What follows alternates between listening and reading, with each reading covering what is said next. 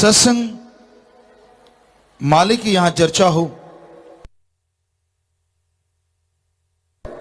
उसी का नाम सच्चा सत्संग होता है।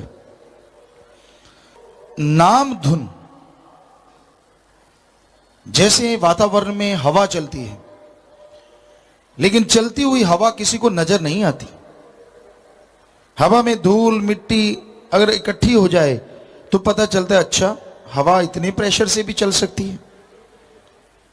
जैसे धूप है या छाया है, दिखते हैं ये, लेकिन जब तक आप कमरे में बंद हैं इनको बता नहीं सकते ये गर्म है या ठंडी है। छाया भी घने पेड़ की छाया हो तो बड़ी ठंडी होती है, और पेड़ अगर अच्छा ना हो तो छाया भी गर्म होती है। धूप बादलों में से आती हो तो ठंडी भी होती है, और बादल ना हो और गर्मी का मौसम हो तो जला देने वाली होती है। एहसास होता है जब आप कमरे से बाहर आते हैं, हवा कैसी है, धूप कैसी है, छाया कैसी है।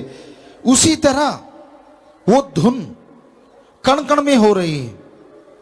सिख धर्म में गुरुओं ने लिखा, शब्द से सारी दुनिया की रचना हुई है। शब्द का मतलब धुन, आवाज।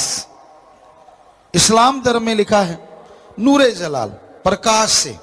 और ये दो ही चीजें सारे धर्मों ने मानी है कि भगवान की रोशनी और आवाज कण कण में, जर्रे जर्रे में हो रही है।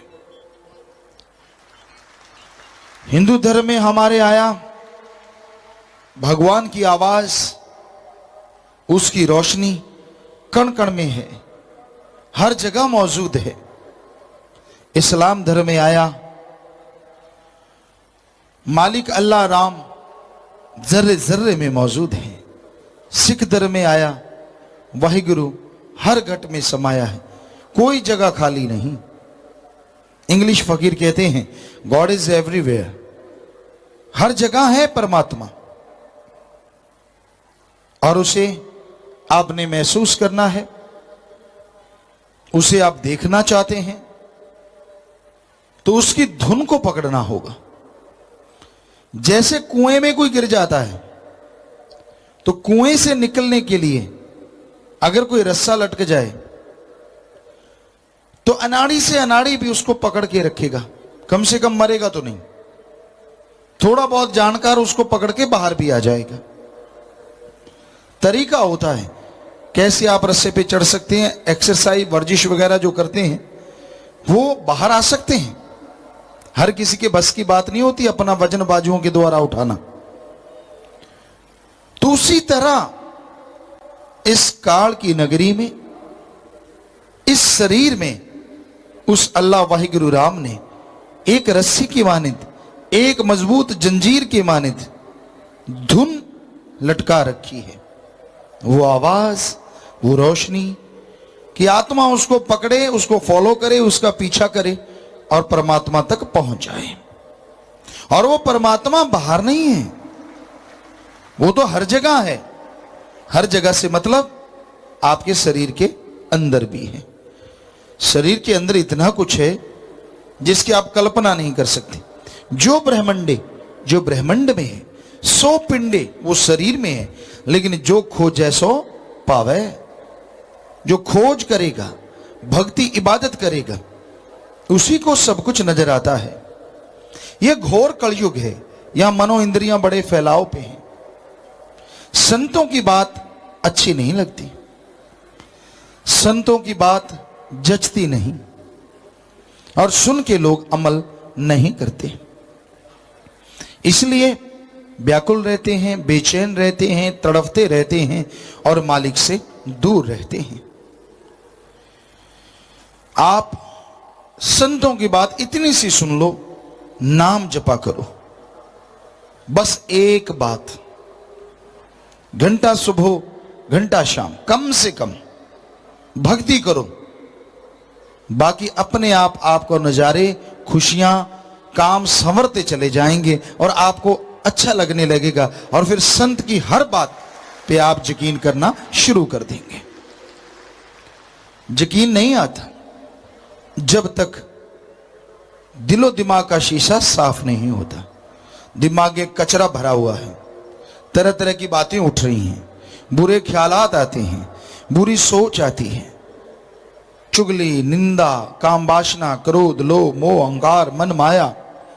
जब तक इस मक्कड़ जाल में आपकी आत्मा उलझी हुई है, संतों की बात आपको अच्छी नहीं लगेगी।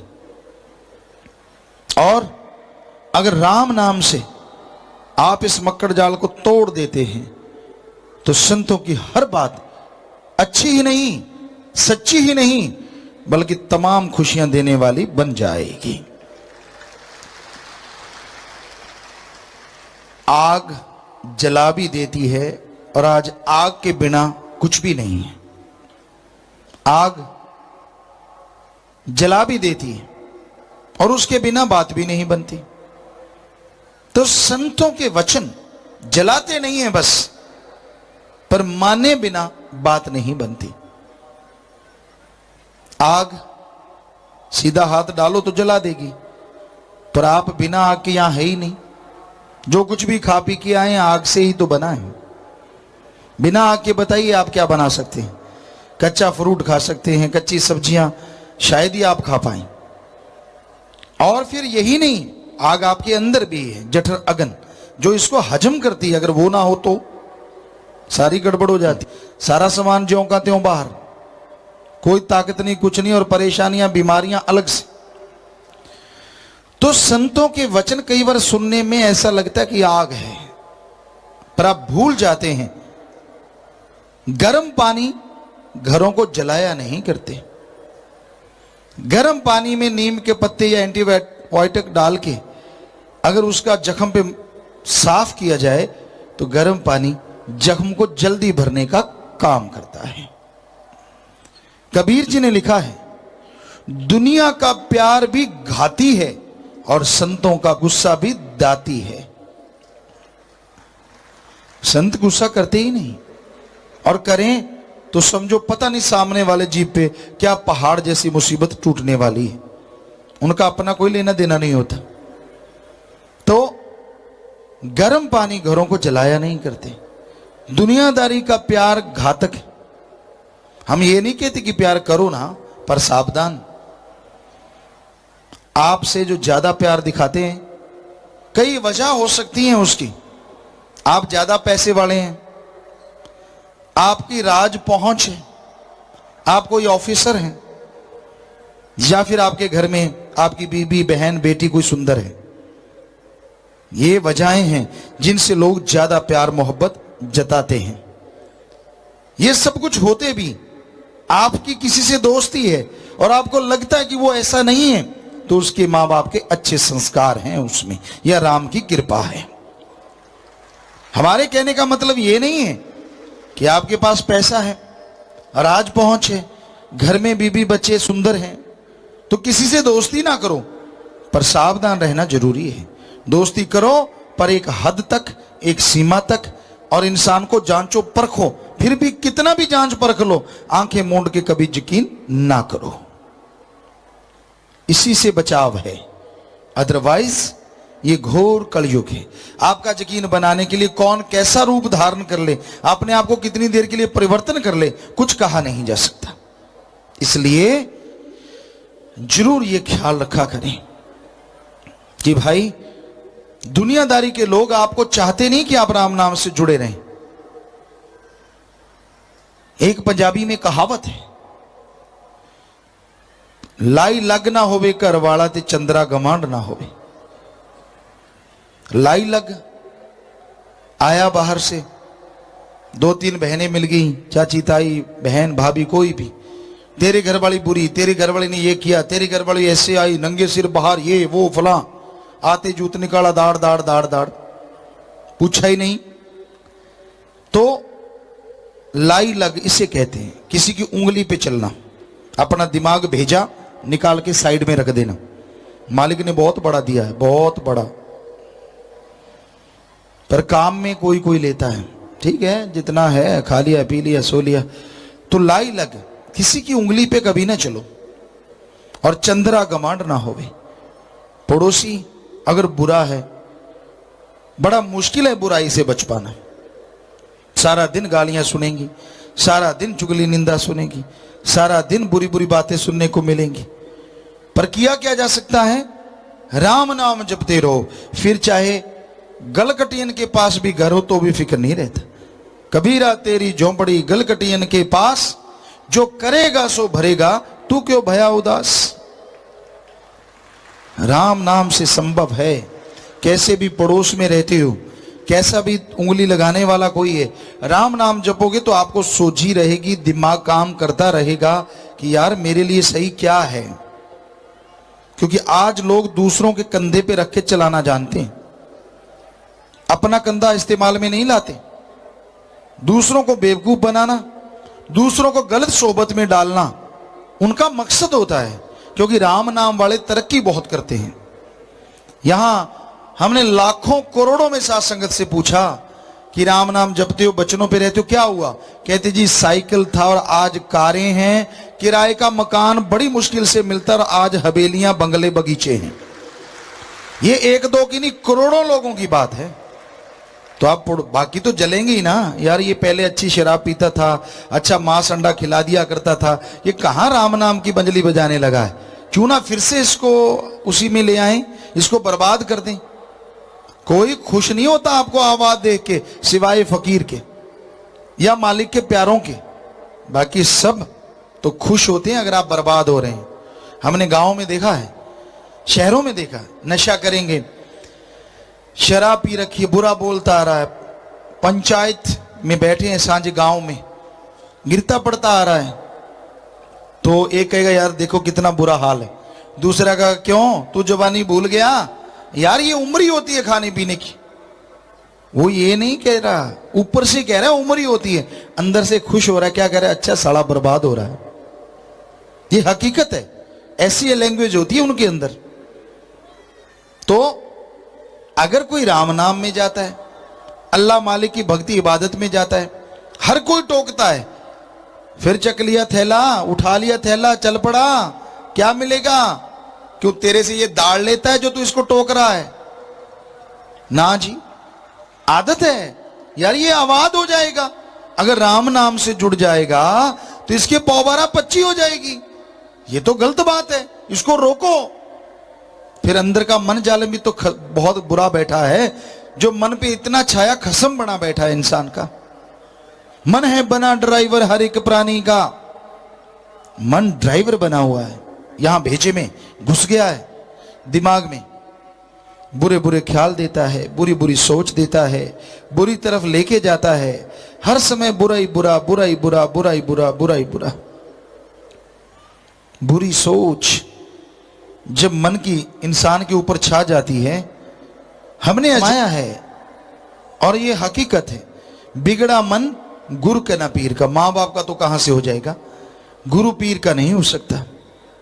इतना जब मन बिगड़ने पे आ जाए, आपको कई बार सुनाया है, ट्रैक्टरों के गियर अड़ जाया करते हैं। हम तो 6-7 साल के ट्रैक्टर चलाने लग गए थे, तो कई बार गियर अड़ जाता, टूल वगैरह नहीं होता, बैक गियर लगाया अड़ गया, करते क्या, पीछे को मुंह कर लिया, स्टीयरिंग पीछे से चल बेटा ऐसे चल, तो घर लेके आके गियर निकाल के वापस जाते, चलो उसका गियर तो निकल जाता।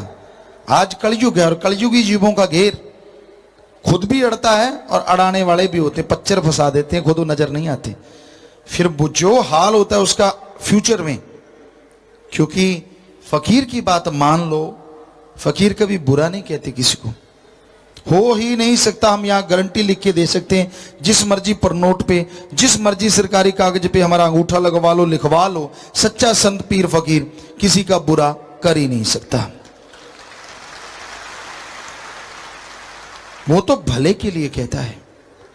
तो ये घोर कलयुग में लोग बहुत होते हैं उकसाने वाले, पहले तो उसे खराब करने वाले, फिर उकसाने वाले। तो भाई यही हकीकत है, यही वास्तविकता है कि ऐसा करने वाले फिर नजर नहीं आते। कहते हैं ना, कहानी सुनाया करते थे बचपन में कि ऊंट के पास सियार चला गया, गिद्दड़, और ऊंट के पांव के पीछे जाके, उसकी आदत होती है सूंघने की, मेंगनों को भी सूंघता है कि खाने वाली चीज हो शायद। तो सूं सी की, ऊंट ने मारी दुलत्ती, काफी दूर फेंक दिया।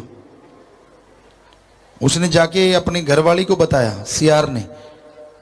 कहने लगा आज उस ऊंट ने ऐसे किया। कहती चलते हैं, तू ऐसे करना, मैं तुझे बताऊंगी वो तरीका आजमाना। 2-4 और साथ हो गए चमचागिरी करने वाले। तो उसे थोड़ा नशा नुशा भांग तूरे पत्ते खिला दिए कि चल अब देख जोश आएगा। जोश में आ गया, चला गया। कहती ये देखिए है गर्दन ऊंट की। अब देखता क्या है, ऊंट बैठा है, पकड़ ले। उसने गर्दन को पकड़ लिया जोर से। कहते हम तेरे साथ हैं।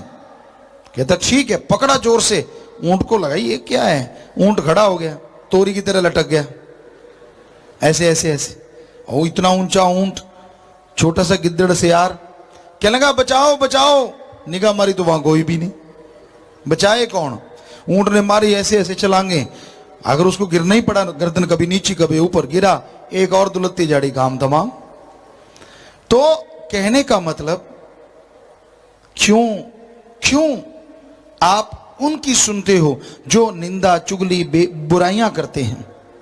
क्यों नहीं उसकी सुनते जो राम नाम से जुड़े हैं, जो सेवा से जुड़े हैं, अल्लाह वाहिगुरु मालिक की भक्ति इबादत करते हैं? तो भाई आपके गांव में, आपके शहर में कहीं भी कोई निंदा चुगली बुराई होती हो तो उसकी तरफ कान ना दो। आपको क्या कह रहे हैं वो ना, 5 मिनट सुमन कर लो, कहने वाले के झोली में जाके वो सारा पाप गिरेगा और वो अपने आप भोगता रहेगा। साध संगत ने बताया हजारों ने भोगा और अभी भोगेंगे। तो आप बुरे ना बनो, आप बुरा ना कहो, यहां तक हो सके भले कर्म करो, भली मांग मांगो जितना हो सके, क्योंकि भलाई में जो खुशियां हैं वो बुराई में बर्बादी है। तो भाई नाम धुन हर घट में हो रही है, जर्रे जर्रे में हो रही है, कण कण में हो रही है। वो बड़ी सुरीली आवाज है, बड़ी मीठी आवाज है। क्या कहना उसका? अगर आप पूरा सुन समाधि में जाके आत्मा शरीर स्थिर करके यहां ध्यान जमा के उसकी भक्ति इबादत में लग जाएं, तो एक पहले पहले परेशानियां आएंगी। पहले पहले आप कभी शरीर टूटने लगेगा, कभी जंभाई आने लगेंगी, अबासियां, कभी खाज खुजली होने लगेगी, और ज्यादातर ऐसी ऐसी सोच आएगी जो आपने कभी कल्पना भी नहीं की होती, जो पहले जिंदगी में कभी सोचा नहीं होता। वो सोचें दिमाग में उथल पुथल मचाती रहेंगी। आप बेचैन हो जाएंगे, परेशान हो जाएंगे, दुखी हो जाएंगे। लेकिन डरिए ना, राम नाम बहुत बड़ी ताकत है, बहुत बड़ी शक्ति है। लगातार राम नाम का जाप करते रहिए, भक्ति इबादत करते रहिए, तो आपके अंदर की वो चीजें धीरे धीरे कम होती चली जाएंगी। जम्हाइयां आनी बंद हो जाएंगी, खाज खुजली बंद होगी, विचार नहीं, वो तो चलते रहेंगे। सबसे लास्ट में बुरे बुरे विचार बंद होते हैं। समझ लो सुमन पे आप चल पड़े, गाड़ी स्टार्ट हो गई है, मंजिल पे जाना है, गाड़ी स्टार्ट हुई, चलाना तो पड़ेगा, राम नाम का जाप तो करना पड़ेगा। जब तक आप कर सकते हैं करते रहो राम नाम का जाप। यहां ध्यान आते ही, सुन समाधि में पहुंचते ही ऑटोमेटिकली जो आप बोल रहे हैं शब्द, जो कि इस धरती पे रहने वाले उस राम के शब्द अल्लाह वाहिगुरु के हैं, वो बंद हो जाएंगे और वो धुन शुरू हो जाएगी जो अजाप है,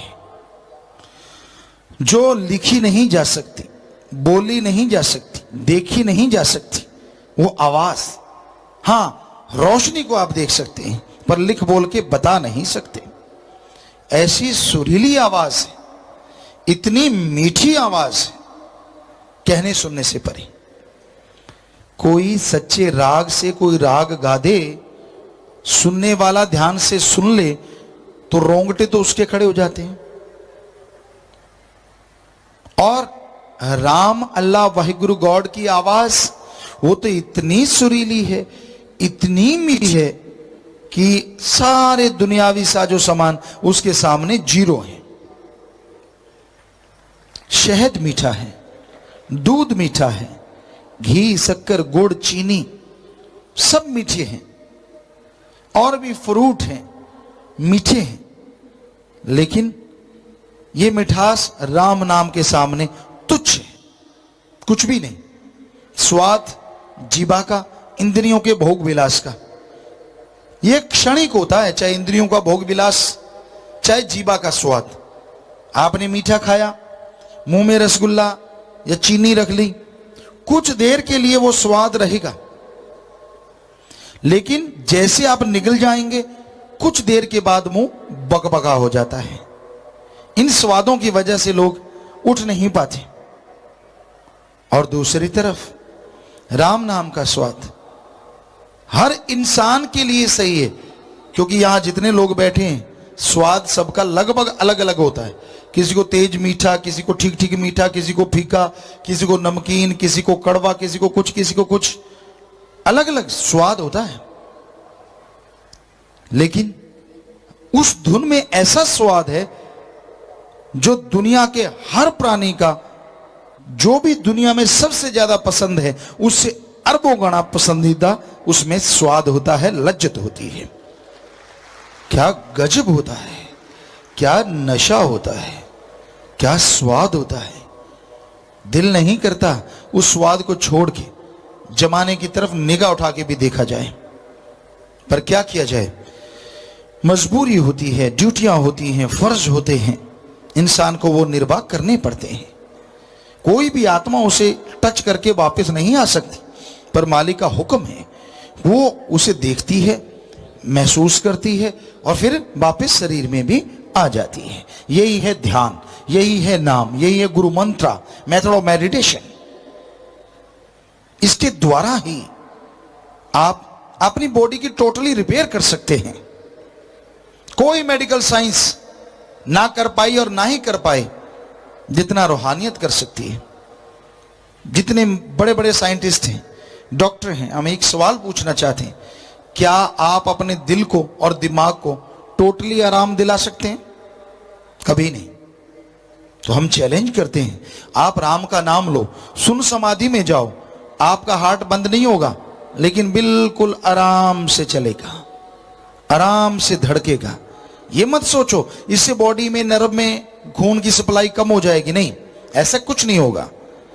जैसे ही आप सुन समाधि से वापस बॉडी में आते हैं, शरीर में आते हैं, तो वो इतनी स्पीड से और इतनी खुशी से, क्योंकि वो आराम कर चुका है, जैसे आप आराम करके जागते, बिल्कुल वही थ्योरी अंगों के साथ है, बिल्कुल वो रिपेयर होंगे और बड़े मजे से और बड़े शान से चलेंगे।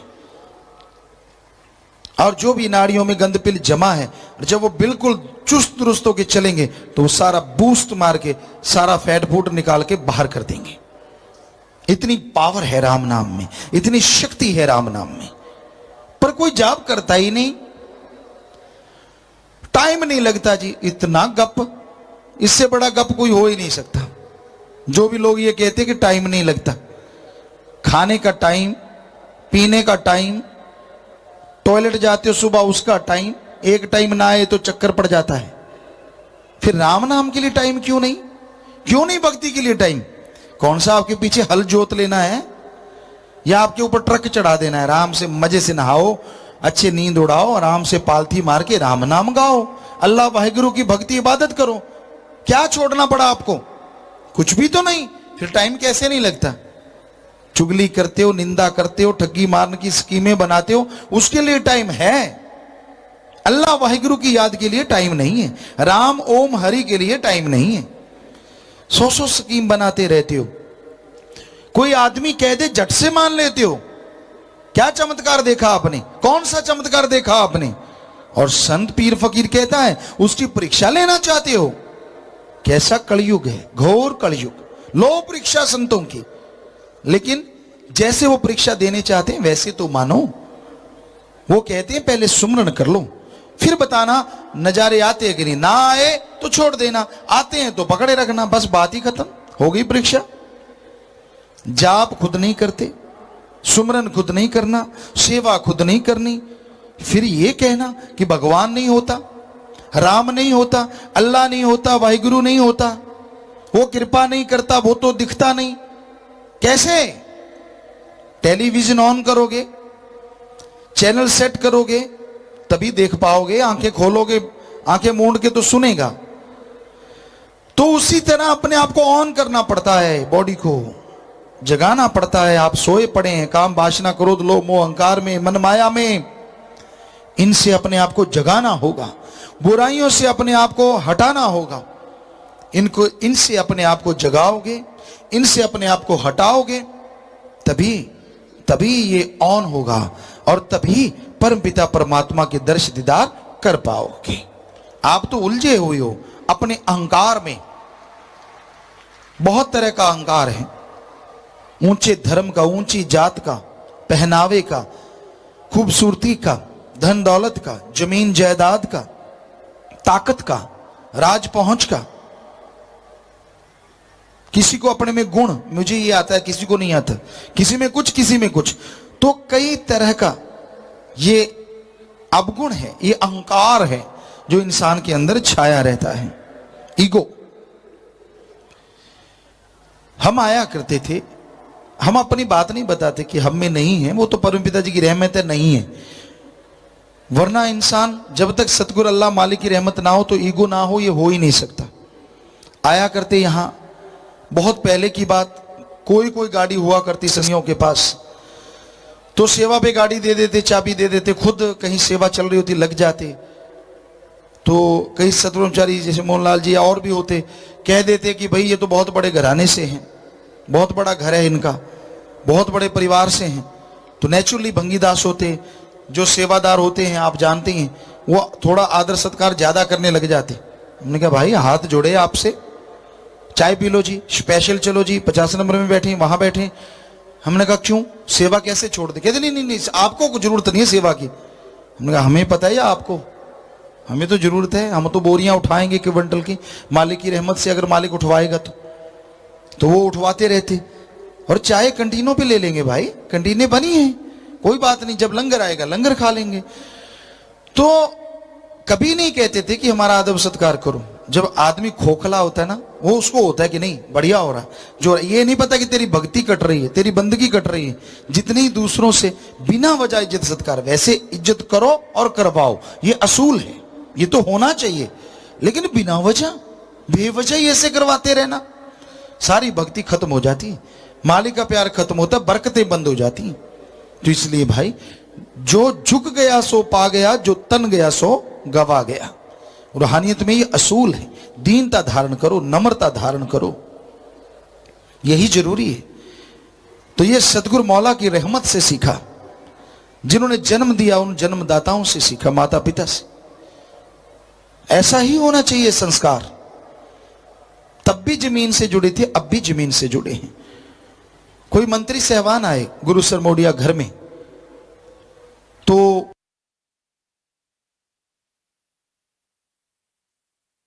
मंजा, चद्दर चुद्दर नहीं थी, वैसे लेटे हुए थे।